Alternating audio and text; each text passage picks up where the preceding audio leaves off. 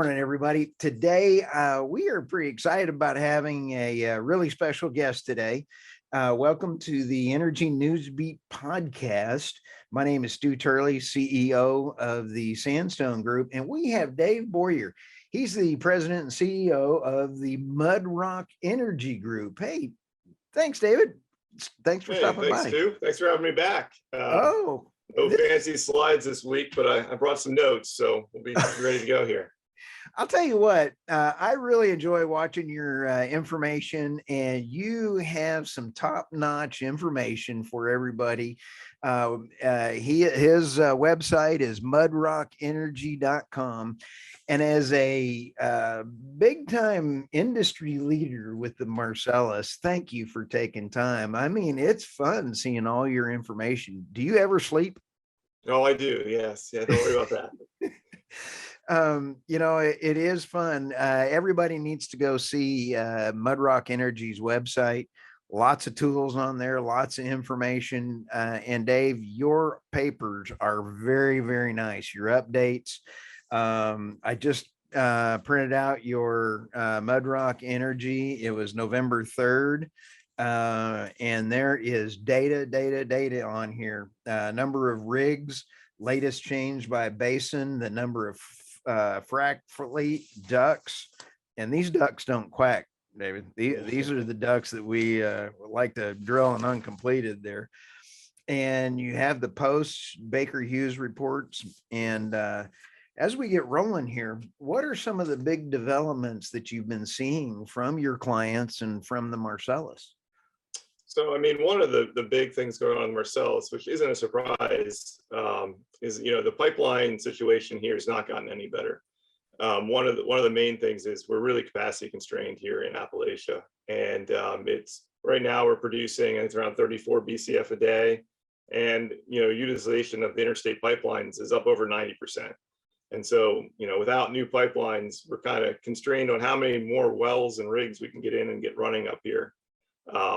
So one thing that was interesting last week that came out was Nacero, talking about this gas to liquids plant up in Northeast PA. So that's something that, in the future could play a role here as we develop more outlets for the gas in Pennsylvania. Was that big one I saw on the news? I didn't see all the details. Yeah, so it's they announced it last week. They're talking about a $6 billion plant going in outside Nanticoke, PA. And Wow. So Nanticoke is it's pretty much at the doorstep of some of the best wells in the world. I mean, you're right there just south of Wyoming County, Susquehanna County, PA. And also importantly, it's just north of all the refining capacity we have in Philadelphia.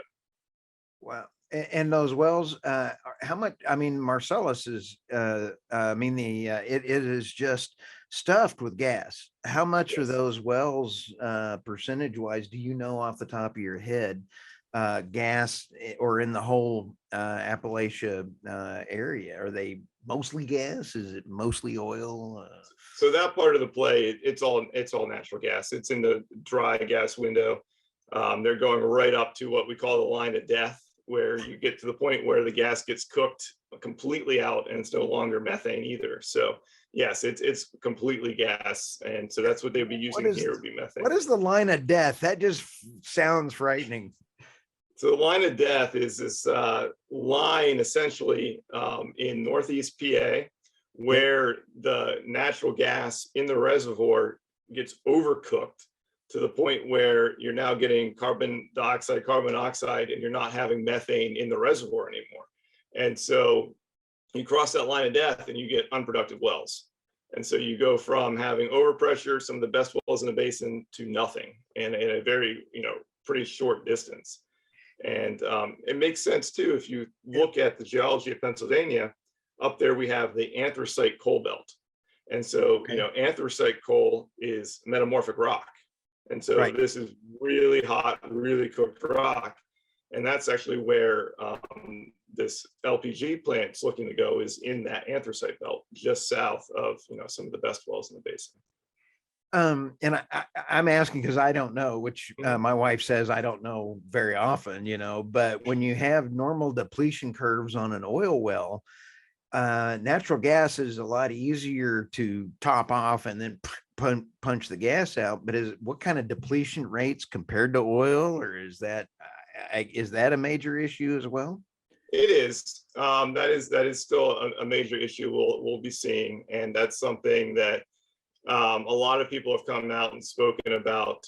Cabot, now Coterra, with their depleted inventory up there in Northeast PA. But overall, I mean, we still have many years of development in the basin. So we do have steep decline curves, especially early on. We're getting these big hyperbolic curves coming down, but there's still a lot of development that's going to take place. With you helping out with folks and everything else, drilling wells there has a lot lower cost than out in the Permian, doesn't it? I mean, it's a fairly, how much is it ballparkish to do a well out there?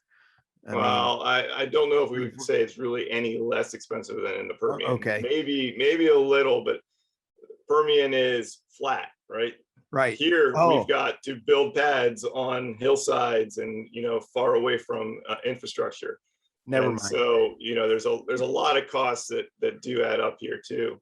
And I mean it varies quite a bit operator operator.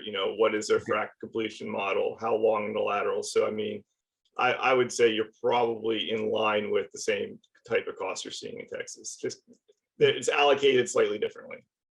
But there is a big difference with Pennsylvania in that area is there's no flaring. You never hear about people grumping about flaring, right? No, well, gas is our product up here too. So if we're flaring it, that's not really what you're drilling the well for there. So if early on in the play there were some early flares, obviously doing wellhead testing, Right. understanding as explore out into the basin.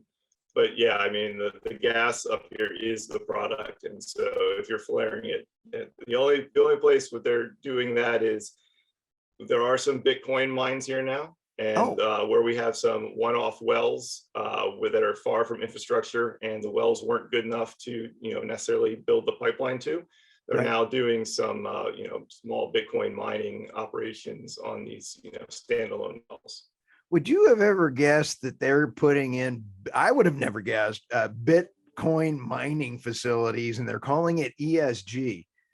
I know. I I mean, if you're yeah. burning excess gas, and I understand that, and I did not also realize how much power is being used to mine Bitcoin. Yeah, it's pretty incredible. And I'm sitting here thinking, well, how much power are we actually using playing games and all of our iPhones and everything else? We, as Americans, we're burning a lot of energy just playing with our. Wait a minute, I think I got 10 screens behind me too, so I got that's not good. But when we take a look at the Marcellus, the pipeline takeaway is not good. So when you're talking about how do we increase or where do we go because of the regulations, or what do you see Mhm. coming around the corner? I mean, honestly, you kind of alluded to it there is, electric use and energy use is not going away.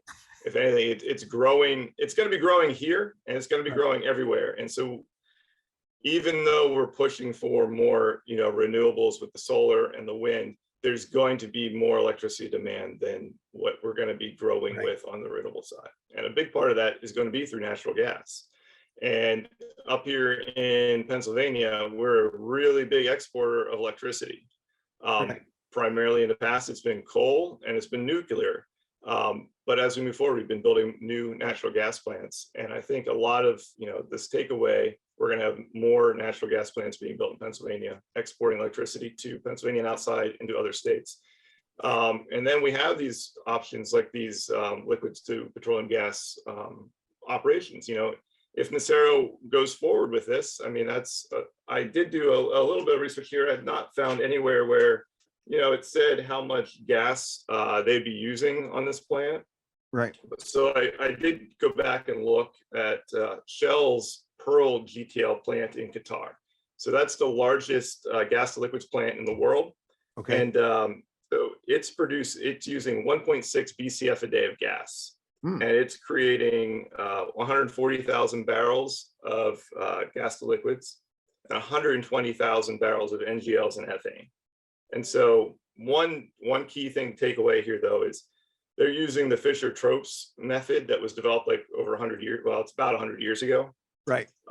That's really famous for when, Germany in World War II, it produced 25% of their vehicle fuel use was through coal and natural gas converted to gasoline. And so that's where that Fischer-Tropsch really was well known. But it also creates lots of other low molecule liquids and high molecule liquids. What Nacero was doing, they're using a methanol process. And so with that process, they're getting a much higher concentration of gasoline molecules from the natural gas. But in their Texas plant that they're going to start building soon, they're going to be creating 100,000 barrels per day of GTLs. And so, I mean, that's a world scale plant that they're putting in Texas that they're going to be pulling off the Permian flare gas. And that's a world scale plant there. So in Pennsylvania, the one they're proposing, they haven't announced, how much they're going to be producing, but they said tens of thousands of barrels a day. And so they also announced a plant in Arizona that they're going to be doing at 35,000 barrels per day. So if you're kind of in between the two of those, you're looking at, in Pennsylvania, maybe we're looking at half a BCF a day of gas is what they'll be using to turn into gasoline. So, I mean, if you got a couple of these plants, you can really start adding up, some actual volumes coming out of the basin. Right. This is amazing to me. And I think the ESG factor on this is in the Permian, the takeaway was not there for gas. And with the Texas regulator group saying, hey, no more flaring. And I agree with them. Flaring should not happen. Right.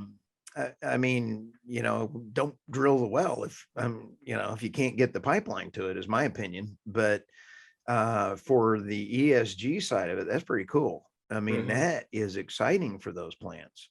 Yeah. And so Nacero with these plants, what they're marketing it as, they're marketing it as a more of a renewable energy, where all their power is going to be coming from renewable energy. So they're going to be putting in solar panels, wind farms, and pulling off electricity that way.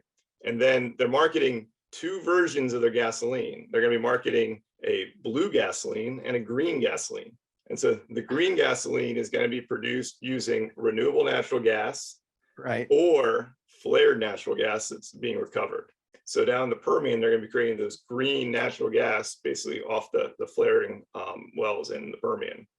And then the blue natural gas is what they'd be creating up here in Appalachia, where they're taking it from basically pipeline spec natural gas, methane, converting it into gasoline, and then using renewable energy to convert it. So they're kind of marketing as a clean gasoline. That is brilliant. That is, I mean, that might help them get permits a lot faster. Yes. Yeah. And then the other aspect of this is in this GTL, you're not refining oil down, you're building the molecules up, right? So you're taking methane, putting them together to get to a longer chained hydrocarbon of gasoline. And with this, you're also, while you're putting these together, you're also getting hydrogen out. So they'll also be marketing blue hydrogen on the side of the gasoline. Right. So when you're building all this up and you're using renewable energy again to create hydrogen, it's then considered a blue hydrogen product. So then they can upsell the hydrogen also on the side. My head's about to explode, David. I mean, this is actually very good because Saudi Arabia is also putting out the green and blue hydrogen and then everything else. So I love this bait and switch that we're using. You're going to go out and say, this is green hydrogen or this is blue hydrogen, because green hydrogen is made with renewables and then blue is actually made with natural gas. And you're kind of go, whatever marketing guy created that, he should be like getting a Nobel Peace Prize, I think. Yeah, well, I don't know that hydrogen anymore. It's a whole rainbow of things now that you have to look up, pull out the chart just to know what you're trying to buy here. So do you think hydrogen using, calling it hydrogen in about 10 to 15 years, is it until then is a unicorn? Yeah, I mean, I think you're probably right in that, about that ballpark. I mean, to grow the market, I mean, you're looking another, 10, 15 years. Right. I mean, even this GTL plant they're talking about in Pennsylvania, we're 2 years away from any kind of groundbreaking because of permitting. And then Right. it's 4 years of time to build. So before you have any product rolling off, you're at the 6 year mark. So, I mean, I think that's in Appalachia, again, near term, the next 2 or 3 years, we're not seeing a whole lot of, production growth because of lack of infrastructure.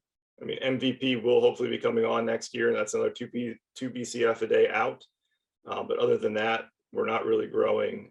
So, when we get plants like this could add some, significant demand, but we're talking 6, 10, 15 years out for a lot of this stuff. What do you think it would take besides looking at the regulations and changing, I hate to say, of the administration to help out?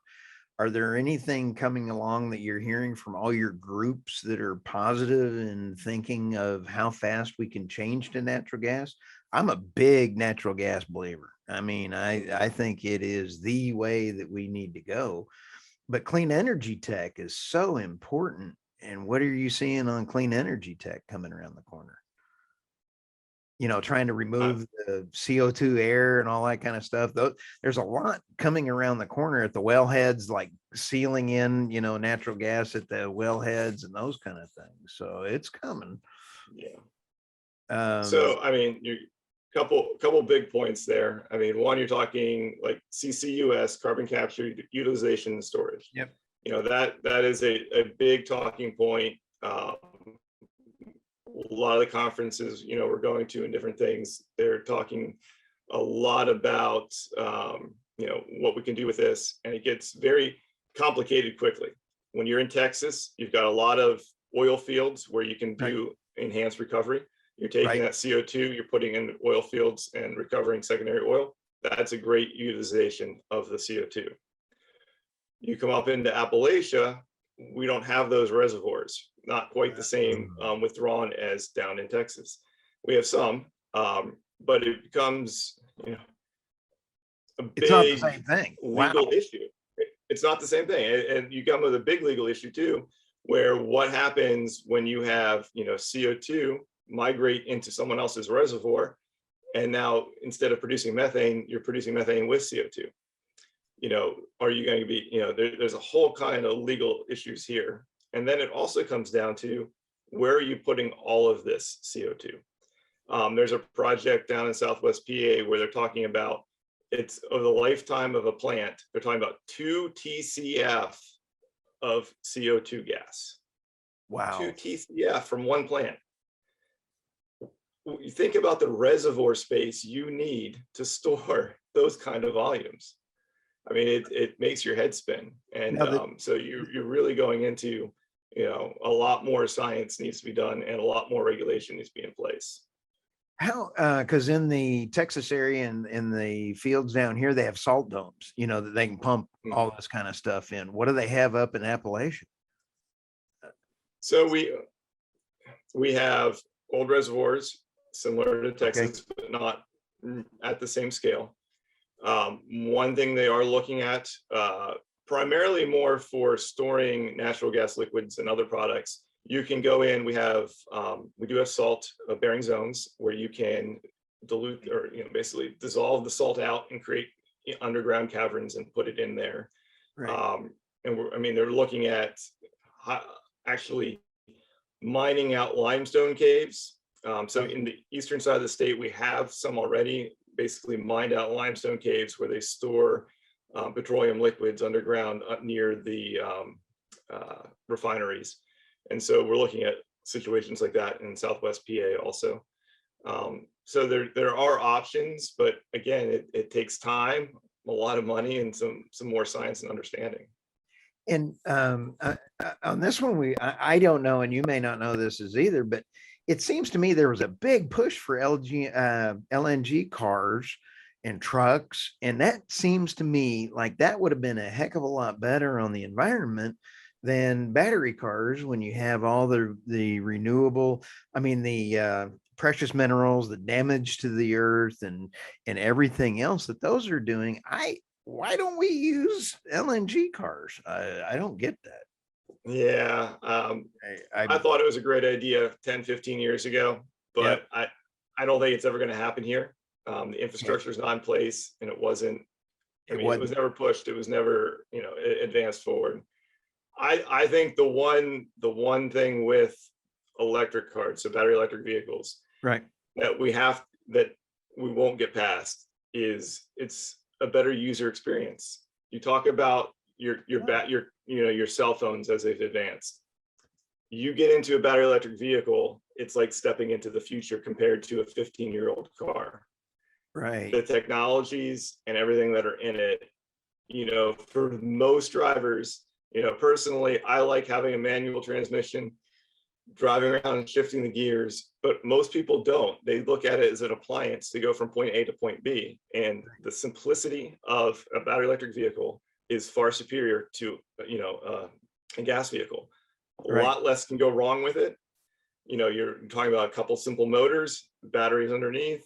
You Yep. basically plug it in, you get from point A to point B, and everything's, new and shiny on the inside. It's like your new cell phone. And so I don't know. I think battery electric vehicles are going to move forward Yep. because of the user experience is superior to a gasoline vehicle. Dave, Now, I have never heard it put that way. As far as the user experience is better than an LNG or any of those kind of things. I really like the way you phrase that. Um, uh, you know, now that being said, to your point, there's a lot of things we need to work on. Critical minerals being a key factor of that, Yeah. and so there's that's a big thing moving forward right now in all these conferences too, is where are we going to find these critical minerals? How are we going to do it in the United States? And there's a lot of new technologies and things coming out, but we also really have to assess our resources here and understand where we're going to get them. So if we start, we're still using a lot of coal, and Pennsylvania loves coal. And, you sit back, and as the commodity of coal now is really in there. And you take a look at um, the fossil fuel use and coal and all that electrical generation. If we're going to EV and everything else, you sure want more natural gas plants in order to power all the electricity for the EVs. It seems like there's a ton of them going back in and everything else. So the more natural gas plants we have coming in, those should be coming along pretty quick as far as those go, since coal price is going up so much. Yeah, you're definitely not going to get the coal, switching back to coal here this winter. I mean, with the coal prices spiking, you had natural gases spike too, Right. but I mean, the coal went up, so you're definitely not going to switching back. Oh no. It'll be employable rates though in natural gas, once the pipeline's put in and it's not a coal mine, coal sure employs a lot more people, but natural gas employs a lot of folks in the Pennsylvania area as well too. And so you sit back and look at the economic impact for natural gas. It's a lot. And I think the ESG portion of the national, what kind of, your expertise in industry leadership up there is pretty darn cool. And if anybody's not following you on LinkedIn or using your resources, so you're an independent consultant and the CEO of Mudrock. What are the services that you provide? So I mean, it's primarily in the oil and gas industry, but I've done GIS work for other organizations, including yours. But I've also done a lot of work with operators doing permitting, geologic services, going through and doing basically geologic operations for them. You know, it kind of crossed the gambit. It's a lot of GIS work and a lot of geologic work. I want to give a shout out as a reference for anybody needing you as a consultant for GIS or anything else, because you have been fabulous helping us on our projects. And so, we're definitely going to throw that out as a gigantic reference. What's next for Mudrock coming around the corner? So I'm in quite a few projects right now, which has been great. Continuing to push forward and keep building on this momentum. So that is fabulous. If anyone has any work or has any needs, feel free to reach out and give me a call. And Dave Boyer, thank you very much for your time. I cannot even begin to tell you how much that I do appreciate you, as well as your industry knowledge. And we'll have all your show contact information in the show notes.